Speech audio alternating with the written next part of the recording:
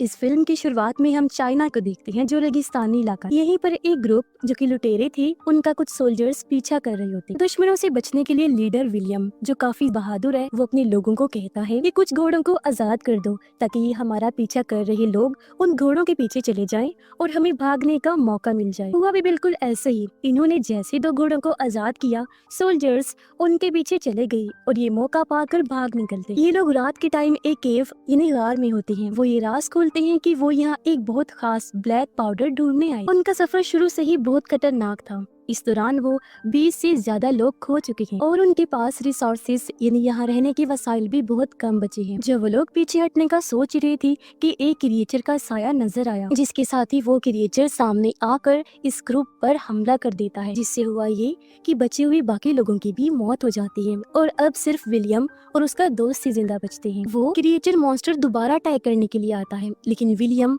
उस पे वार करके उसे गिरा देता है और उसका बाजू काट देता है। अब उन्हें ये समझ नहीं आ रही थी कि हमने किस जानवर को मारा है, क्योंकि ये काफी अजीब सा था। खतरे की भनक उन्हें लग गई थी, इसीलिए वो फैसला करते हैं कि फौरन वहाँ से निकल जाएंगे, क्योंकि उनका ये ठिकाना महफूज नहीं है जहाँ वो लोग रुके हुए। अगले दिन वो अपना सफर फिर से शुरू करते हैं, लेकिन सोल्जर्स उन्हें दोबारा ढूंढ लेते हैं। वो लोग बचकर भागने की बहुत कोशिश कर रहे थे, जबकि दुश्मन उनके बिल्कुल पीछे होते हैं। दोनों आखिरकार चाइना के बाहरी इलाके में मौजूद एक बड़ी सी दीवार के पास पहुंचे, जो ग्रेट वॉल थी, जो इस फिल्म का नाम भी है। लेकिन फौरन ही उन पर तीरों की बारिश होने लगती, जिनसे वो बाल बाल बच पाते हैं। बचने का चांस बहुत कम बचा था, इसलिए विलियम फैसला करता है कि वो सोल्जर्स के हाथ लगने से भीतर चाइनीज के सामने सरेंडर कर दे, खुद को उनके हवाले कर दे, इस उम्मीद के साथ कि वो उनकी जान बख्श देंगे। ग्रेट वॉल के कमांडर्स हैरान रह जाते हैं जब वो जायंट उस बड़े से कपड़े को देखते हैं जो विलियम साथ लाया होता है। कमांडर लिन सवाल करती है कि आखिर विलियम के पास ये कपड़ा कैसे आया। इस पर विलियम कहता है, मैंने एक क्रिएचर मॉन्स्टर को अकेले मारा है और मैं ये कपड़ा लेकर आया। ये सुनकर चाइनीज कमांडर्स हंसने लगे, विलियम का मजाक उड़ाते हैं, उसकी एक भी बात का यकीन नहीं करते। लेकिन एक प्लानर जो हर चीज की जानकारी देता है, उसे यकीन हो जाता है कि शायद बाहर से आए ये लोग सच बोल रहे हैं, क्योंकि उसके हथियारों और कपड़ों पर क्रिएचर का हरे रंग का खून लगा हुआ था। लेकिन किसी भी नतीजे पर पहुंचने से पहले एक सिपाही भागता हुआ आया और वो ये खबर देता है कि अपने टावर से उन्होंने बहुत सारे दुश्मन देखे हैं जो वॉल की तरफ तेज रफ्तार से आ रहे हैं। ये सुन जनरल फौरन अपनी आर्मीज को जंग के लिए तैयार होने का ऑर्डर देता है। विलियम और उसके दोस्त को भी फौरन वॉल पर ले जाया जाता है, जहाँ एक बहुत बड़ी फौज कलरफुल जंगी कपड़ों के साथ हथियार लिए तैयार खड़ी होती है। उनके ये कपड़े आर्मर्स थे, यानी कि मेटल के बने हुए। विलियम आर्मीज का ये शानदार नजारा देखकर हैरान रह जाता है, क्योंकि सोल्जर्स हालांकि अलग अलग थे, उनके रोल्स मुख्तलिफ थे, लेकिन इसके बावजूद भी उन्होंने आपस में इतना इत्तेफाक रखा हुआ था और उनके रोल्स उनके आर्मर सूट के रंगों से साफ जाहिर होते हैं। सभी आर्मीज में जो सबसे ज्यादा अलग नजर आते हैं वो हैं ब्लू आर्मर वाले सोल्जर्स, जिन्हें कमांडर लिन लीड करती, और ये सिर्फ औरतें होती। ये सब वॉल के किनारे की तरफ मार्च करते हैं और जंग के लिए बड़े बड़े हथियार तैयार करती हैं। सारे सोल्जर्स बेसब्री से दुश्मन का इंतजार करते हैं और तभी उनकी तवज्जो दूर से आ रही ग्रीन मॉन्स्टर्स की भीड़ की तरफ चली जाती है, जो वॉल की तरफ ही आ रहे होते हैं, क्योंकि यही दरअसल उनके दुश्मन थे। मॉन्स्टर्स गुस्से में जोर जोर से धाड़ रहे थे और जायंट वॉल के करीब आ रहे होते हैं। हालांकि सभी आर्मीज की तरफ से उन पर तीरों की बारिश भी की जाती है, लेकिन इसके बावजूद वो वॉल तक पहुंच ही जाते हैं। ब्लू आर्मर वाली औरतें मॉन्स्टर की तरफ नीचे गिरती हैं और अपने हथियारों से उन पर वार करती हैं। ऐसा करने के बाद मर्द सोल्जर्स उन्हें जल्दी से वापस ऊपर खींच लेते हैं। इनकी बहुत कोशिशों के बावजूद बहुत सारे सोल्जर्स मॉन्स्टर्स के हाथों मारे जाते हैं। मॉन्स्टर्स उन्हें जिंदा ही निकल गए। थोड़ी देर बाद मॉन्स्टर्स की रानी भी दूर से आ रही होती है, जो अपने साथ बहुत सारे अपने मॉन्स्टर बॉडीगार्ड्स को भी ला रही थी, ताकि वो जंग को और ज्यादा अच्छे तरीके से करें और खतरनाक बनाए, जिसके बाद वो जीत जाएं। और ऐसा तभी हो सकता था जब मॉन्स्टर रानी उनको कमांड करती, हुक्म देती और खतरनाक हमले करवाती। लैनर जब ये देखता है तो जनरल को बताता है, जो फौरन अपने एक सोल्जर जो हथियारों का रखवाला था उसे रानी पर आग वाले बड़े हथियार से वार करने का कहता है। लेकिन मॉन्स्टर रानी के बॉडीगार्ड्स तेजी से अटैक को ब्लॉक कर देते हैं और अपने लीडर को बचा लेते हैं। रानी गुस्से में जोर से दहाड़ती है और अपने साथी के जरिए बाकी मॉन्स्टर्स से राब्ता करती है। उन्हें ऑर्डर देती है कि सब कुछ बदल के रख दो और अपने ताकतवर जिस्म का इस्तेमाल करके वॉल पर चढ़ जाओ। ये हुक्म मिलते ही मॉन्स्टर्स बहुत तेजी से वॉल पर चढ़ जाते हैं और सोल्जर्स पर अटैक करना शुरू कर देते हैं। उन्हें अपनी जबरदस्त ताकत से वॉल से नीचे फेंक देते हैं। विलियम ये खतरा देखने के बाद अपने दोस्त के साथ जान बचाने की कोशिश करता है और हैरानी वाली बात ये थी कि यहाँ एक और बाहर से आया कैदी था जो उनकी रस्सियां फौरन काट देता है और उन्हें आजाद कर देता है। एक सोल्जर देखता है कि उसका साथी मॉन्स्टर के हाथों मारा जा रहा है। हालांकि वो डर रहा था, लेकिन इसके बावजूद क्रिएचर पर अटैक करने भागता है, मगर जायंट मॉन्स्टर उसे आसानी से पीछे धकेल देता है। जब वो मॉन्स्टर इस वाले क्रिएचर को मारने ही वाला होता है कि तभी विलियन हवा में कूदता है, एक नेजा पकड़ता है और क्रिएचर के मुंह में सीधा घुसा देता है। मॉन्स्टर जोर जोर से दहाड़ने लगा और विलियम को पीछे धकेल देता है, लेकिन अपने दोस्त की मदद से विलियम फिर से उस क्रिएचर पर वार करता है और दोनों मिलकर उसके दिल में वार करके उसे मार गिराते। विलियम का दोस्त जमीन पर पड़ी एक लाल कैप उठाता है और उसे हिलाकर दूसरे मॉन्स्टर का ध्यान अपनी तरफ करता है, बिल्कुल वैसे ही जैसे बुल के साथ किया जाता है, जिससे क्रिएचर सीधा उस पर हमला करने बढ़ता है। ऐसा करके दरअसल उसने विलियम को मौका दिया था कि वो तीर का इस्तेमाल करे और मॉन्स्टर को मार दे। और जब क्रिएचर आखिरी दफा अटैक करता है तो उसका दोस्त बड़ी मुश्किल से उसके सामने से बच निकलता है। अपने इतने सारे साथियों को मरा हुआ देखकर रानी अपनी आवाज की लहर का इस्तेमाल करके मॉन्स्टर्स को पीछे हटने का हुक्म देती है। मॉन्स्टर्स पीछे हट जाते हैं और अपने मरे हुए साथियों की लाशों को भी साथ ले जाते हैं ताकि इंसान उनके बारे में कुछ सीख न जाएं। चाइनीज कमांडर्स इस जीत के बाद उन दोनों के पास आते हैं, जहां वो दोनों भी फौरन अपने हथियार गिरा देते हैं ताकि दिखा सके कि विलियम और उसके दोस्त ने इनके साथ कितना कोऑपरेट किया है। जनरल उनकी बहादुरी की तारीफ करता है कि किस तरह उन्होंने जंग में मदद की और फैसला करता है कि उन्हें जेल में बंद करने की बजाय रहने के लिए अलग जगह दी जाए। सीनियर सोल्जर भी फौरन विलियम के पास आता है और उसकी जान बचाने के लिए शुक्रिया अदा करता है। हालांकि अगर वो चाहता तो उसे मरने भी दे सकता था। इसके बाद दोनों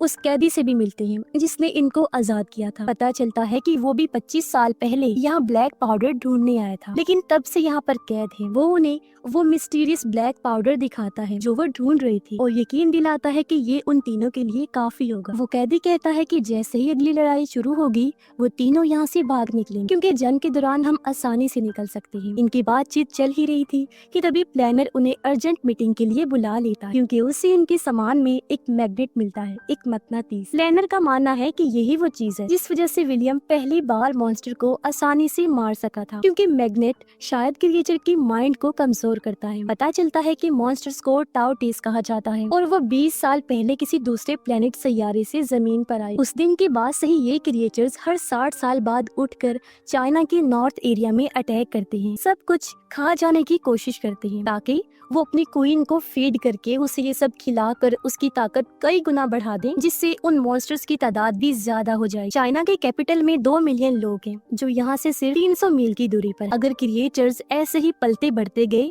और क्वीन को फीड से ताकत मिलती रही तो उनकी तादाद हद से ज्यादा हो जाएगी और वो पूरी दुनिया में फैल जाएंगे। इसी वक्त जनरल नोटिस करता है कि वेस्ट टावर पर कुछ सिपाही लापता, इसलिए वो कमांडर लिन के साथ इन्वेस्टिगेट करने निकलता है। सोल्जर्स अपनी पोजीशन में आ जाते हैं, लेकिन सब हैरान हैं कि मॉन्स्टर्स इस बार जिस्मानी तौर पर नजर नहीं आ रहे। सोल्जर्स मार्च करते हैं, जहां तभी आगे एक क्रिएचर को सामने देख लेते हैं और तो और जनरल को पीछे एक दूसरी टाउटीज का अक्स नजर आता है जो टीम पर हमला करने के लिए घात लगाकर बैठा हुआ था। दोनों मॉन्स्टर्स एक साथ अटैक करते हैं और जनरल पीछे वाले टाउटीज को रोकने की कोशिश करता है, लेकिन कमांडर लिन को बचाते हुए वो क्रिएचर के हाथों जख्मी हो जाता है और उसकी जान जाने वाली होती है। पूरी आर्मी बाद में वहाँ आ जाती है, लेकिन तब तक लीडर को बचाने में बहुत देर हो चुकी थी। अपनी आखिरी सांसों में जनरल एक दूसरे सीनियर ऑफिसर को अगला कमांडर बनाने का हुक्म देता है और उसे ये नसीहत भी करता है कि ये मॉन्स्टर्स बहुत ज़हीन और प्लानर्स हैं, हल्का कभी भी न लेना।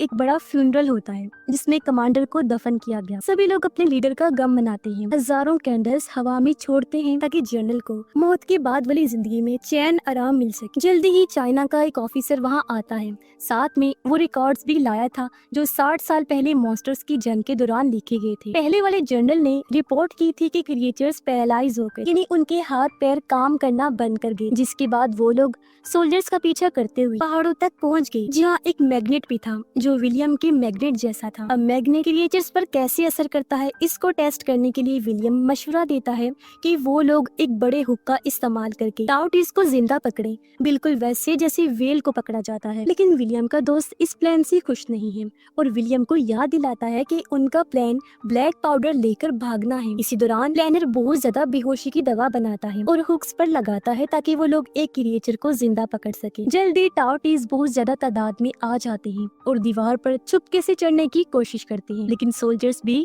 अपने बचाव में लड़ते हैं और उनका सामना करते हैं। दीवार से निकलने वाली बड़ी बड़ी ब्लेड्स क्रिएचर्स को टुकड़ों में काट देती हैं, जबकि वॉरियर्स बिल्डिंग्स के किनारे पर टाउटीज को गुस्से से मारने लगते हैं। लिन ऑर्डर देती है कि हार्पून से हमला शुरू कर दो, जिससे एक एक करके बड़े बड़े हुक्स मॉन्स्टर्स पर छोड़ दिए जाते हैं, जो कई मॉन्स्टर्स को लगते हैं। ऐसा होते ही चेन को बांध दिया जाता है, लेकिन जल्दी ये मॉन्स्टर समझ जाते हैं कि ये लोग उन्हें जिंदा कैप्चर करना चाहते हैं, इसीलिए वो हुक्स तोड़ना शुरू करते हैं। एक को छोड़कर सब अपने आप को आजाद कर लेते हैं। इसी वक्त कैदी विलियम के दोस्त को मना रहा होता है कि चलो जंग चल रही है, भाग निकलते, लेकिन उसका दोस्त अपने दोस्त विलियम को अकेला छोड़ के नहीं जाना चाहता था, वो मना कर देता है। विलियम भी चाइनीज आर्मी को छोड़ने का सोचता है, लेकिन आखिरी पल में वापस लौट आता है ताकि कमांडर्स को मदद दे सके और आखिरी टाउटीज को पकड़ सके जो अभी भी जंजीर में था। इस मॉन्स्टर को बाकी मॉन्स्टर से अलग करने के लिए आर्मी बहुत सारे बॉम्ब से हमला करती है, जो मॉन्स्टर के इर्द गिर्द आग का एक बड़ा घेरा बना देते। जब ये एहसास होता है कि चेन ज्यादा देर तक नहीं टिकेगी,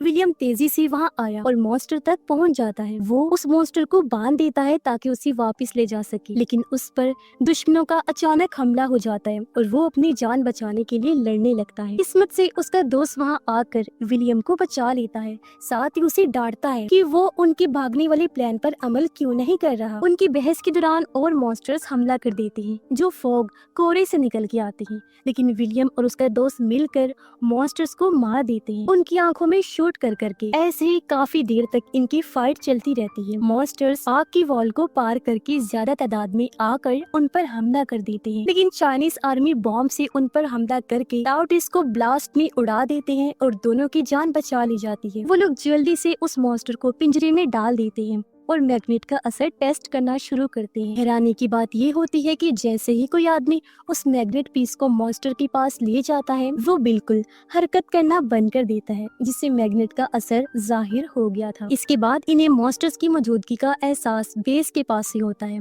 और वो नीचे उतरकर इन्वेस्टिगेट करते हैं। सबको ये जानकर हैरानी होती है कि क्रिएचर्स ने वॉल के नीचे एक बड़ी सुरंग खोद ली है और पहले की सारी लड़ाइयाँ सिर्फ धोखा थी ताकि आर्मीज का ध्यान भटकाया जा सके। उसी वक्त कैदी और विलियम का दोस्त ब्लैक पाउडर चुराकर ग्रेट वॉल से भागने की प्लानिंग कर रहे होते हैं जब आर्मी मसरूफ थी, लेकिन विलियम उन्हें रोक लेता है क्योंकि वो चाहता है कि उसका दोस्त रुककर उन लोगों के साथ मिलकर फाइट करे जो इन खतरनाक मॉन्स्टर्स के साथ है। लेकिन उसके दोस्त का मानना है कि विलियम सिर्फ बेकार में अपना टाइम जाया कर रहा है, क्योंकि उसके हिसाब से इन लोगों का मॉन्स्टर्स की आर्मी के खिलाफ जीतने का कोई चांस नजर नहीं आ रहा। जब वो दोनों बहस कर रहे थे, तभी कैदी विलियम को बेहोश कर देता है और उसके दोस्त को कहता है कि अपने दोस्त को पीछे छोड़ दो, क्योंकि ये उनकी भागने का आखिरी मौका है। कमांडर लिन को भी जल्दी उनके भागने के इरादे का पता चल चुका था, इसीलिए वो विलियम पर बहुत गुस्सा होती है। हालांकि विलियम बार बार कहता है कि उसने अपने दोस्त को रोकने की कोशिश की थी।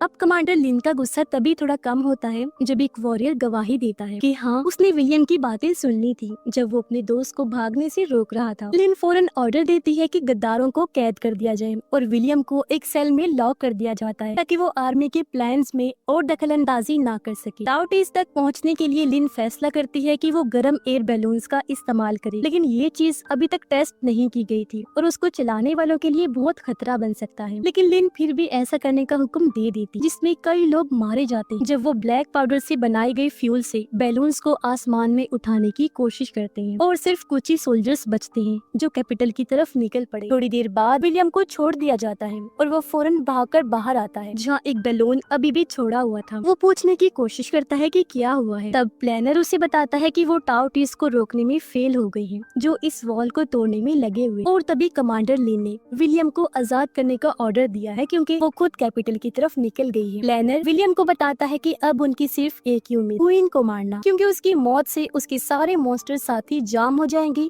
जिसके बाद वो कुछ भी नहीं कर सकेंगे और मारे जाएंगे। विलियम फैसला करता है कि वो लिन के पीछे जाएगा ताकि वो मिलके इंसानियत को तबाह होने से बचा सके। इसी वक्त कमांडर लिन कैपिटल पहुंचती है, लेकिन वहाँ पूरा शहर उन भूखे मॉन्स्टर से भरा होता है। ये लोग महल तक पहुंचने की कोशिश करते हैं, लेकिन टाउटीज के लिए चर्स उन पर हमला कर देती है। तब वो अपनी जान बचाने की कोशिश कर रही होती हैं। लिन को मॉन्स्टर्स घेर लेते हैं और उस पर जोर जोर से गरजने लगते हैं, लेकिन उसके मरने से पहले विलियम उसकी मदद के लिए आ जाता है, उसे हवा में खींच लेता है, फिर बॉम्ब्स की मदद से मॉन्स्टर्स को पीछे धकेल देता है, जिसके बाद दोनों उड़कर महल के अंदर चले जाते हैं। अब वो लोग पहले से पकड़े हुए टाउटीज को वापस ले आते हैं और उसके क्रिएचर को बॉम्ब्स के साथ ब्लास्ट करने का प्लान बनाते हैं। प्लान ये है कि वो लोग गटर के रास्ते आगे बढ़ेंगे और मॉन्स्टर पर खाना और बॉम्ब लगाकर रानी तक पहुंचाएंगे, ताकि बॉम्ब्स के जरिए उसे मारने का चांस मिल सके। लेकिन प्लान अच्छे से काम नहीं करता, क्योंकि क्रिएचर्स उनकी लोकेशन ढूंढ लेते हैं और उनकी टीम के ज्यादातर मेंबर्स को मार देते हैं। सिर्फ एक वॉरियर ही जिंदा बचा रहता है, लेकिन वो भी काफी जख्मी। अचानक कई सारे टाउटीज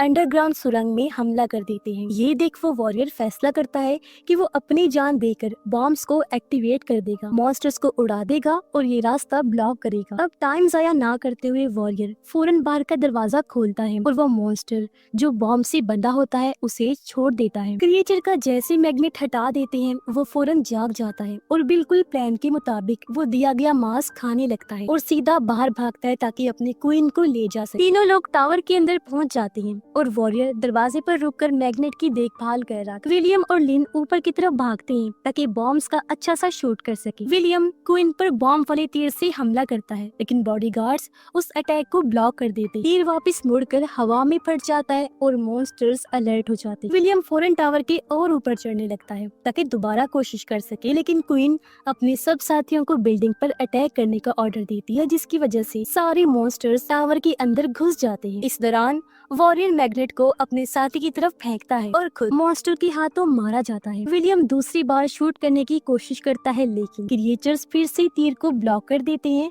और वो हवा में फट जाता है। इससे क्वीन को आखिर उन पर हमला करने वाले दिख जाते हैं और वो अपने सभी साथियों को ऊपर हमला करने का ऑर्डर देती है। सिर्फ एक बॉम्ब बचा होने की वजह से दोनों खिड़की से बाहर कूद जाते हैं और रस्सी से लटके हुए पीछे से आने वाले टाउटीज से बच जाते हैं। विलियम मैग्नेट को बॉडीगार्ड्स की तरफ फेंकता है और फौरन उसके पीछे नेजा फेंकता है, जिसकी वजह से मैग्नेट क्रिएचर्स की हरकतों को कम कर देता है और बॉम्ब बैरियर के अंदर गिर जाता है। क्वीन पूरी कोशिश करती है आग बुझाने की, लेकिन एक बड़ा धमाका सब कुछ तबाह कर देता है और सारे क्रिएचर्स हवा में उड़ जाते हैं। जैसे क्वीन मरती है, सारे टाउटीज बिल्कुल सुन पड़ जाती हैं और नीचे जमीन पर गिर गई। महल में मॉन्स्टर्स की हजारों लाशें बिखर जाती हैं और इंसानियत की आखिरकार जीत हो जाती है। विलियम वापस ग्रेट वॉल के पास आता है और अपने दोस्त को सेल में पाता है, जो चाइनीज आर्मी के हाथों पकड़ा गया। विलियम को एक ऑप्शन दिया जाता है, उसके दोस्त की जिंदगी या ब्लैक पाउडर, लेकिन विलियम ने अपने दोस्त की जिंदगी बचाने का फैसला किया, क्योंकि वो समझ गया था ये दोस्ती किसी भी दौलत से ज्यादा कीमती। वो वहाँ से निकल रहा होता है आर्मी के साथ,